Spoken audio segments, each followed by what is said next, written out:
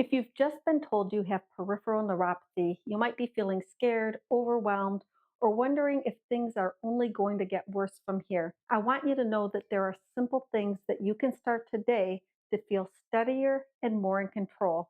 Hi, I'm Kathy. I'm a licensed physical therapist. In this video, I'm going to walk you through the three most important first steps for managing peripheral neuropathy so you can start building confidence and stability right away. Here's something important before you begin.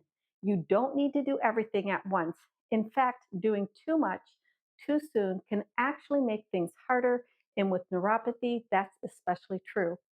So today, we're going to focus on just three things that are simple, doable, and effective. And the third one is something most people skip, but it can really help improve your stability right away. So stick with me. Before we get moving, let's make sure we're set up safely. You'll want to stand near something sturdy, like a sturdy chair or the counter, and you'll want to clear the area around you of anything you could potentially trip on. If you feel unsteady at any point, keep one or both hands right on your support. And just so you know, I don't think that's cheating, it's just smart. You should also wear supportive shoes, especially if your sensation is reduced. Your feet need that extra protection right now. Our goal is to challenge you in a safe and controlled way so that you can start to relearn. So, we're going to start by waking up our feet. We're going to hold the counter or the chair for support, and we're going to slowly lift our heels, then rock back and lift the toes. You'll want to move forward and back slowly and with control. With peripheral neuropathy, the signals between your feet and your brain aren't coming through as clearly as they used to. These movements help your brain make better use of the signals that are still getting through. Most people notice within a few days that they start to feel a bit more aware of where their feet are when they stand, and that awareness is the foundation of better balance. Now we're going to gently shift our weight from side to side. You'll want to keep the movement small and intentional. Really pay attention to what you're feeling.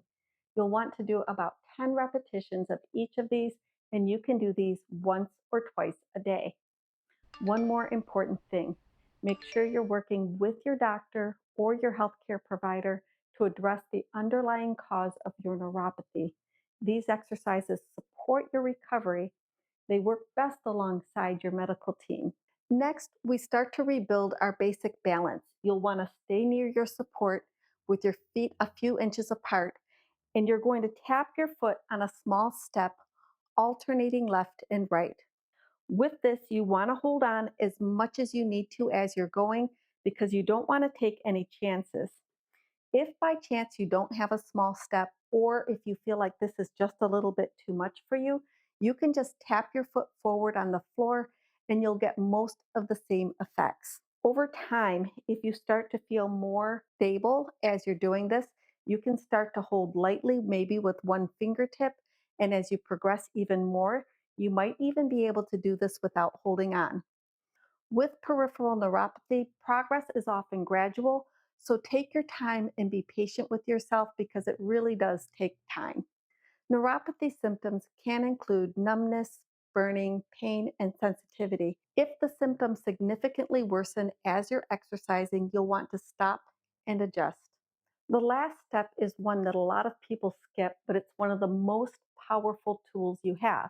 Your balance doesn't come from your feet alone, it also depends heavily on your vision. And when your feet aren't sending clear signals, your eyes can help pick up the slack. Here's what you'll want to do. You'll pick a spot on the wall in front of you at about eye level. What I've done is I put a letter B on a sticky note right at eye level, and then you can still move your body, but focus right on the letter or whatever you choose. That simple habit of keeping a focal point helps your brain use your vision to stabilize you, especially when foot sensation is reduced. People are often surprised by how much steadier they feel just from doing this. So, there you have it, three steps to start with. When you're ready for more, I have a full follow along routine linked right here. Start slow, stay consistent, and I'll see you in the next video.